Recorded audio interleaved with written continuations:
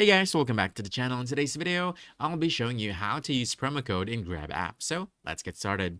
So first things first, you want to open your Grab app and let me show you different ways to add a promo code, starting with your food deliveries. So what you want to do is when you're purchasing or when you're about to order the food, what you need to do is just go ahead and scroll down. And from here, you should see the option to add offers. So all I have to do is click that. And then from here, you can already enter the promo code or gift code to get a discount right at the top, as you can see here.